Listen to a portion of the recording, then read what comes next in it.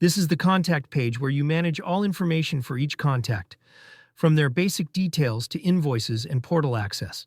You can create a new contact using the Add Contact form or selecting an existing contact from the list on the left, or use the search field to quickly find a contact by name. After you select or create a new contact, a new page will open.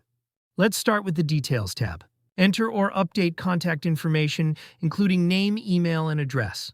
The map automatically updates when you enter an address, giving you a visual of their location.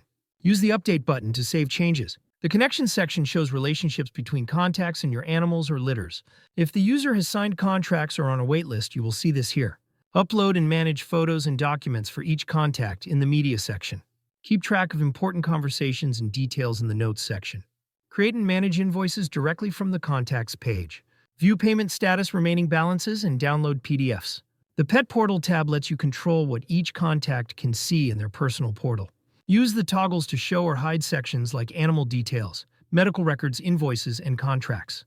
When ready, click Send, Invite to grant portal access.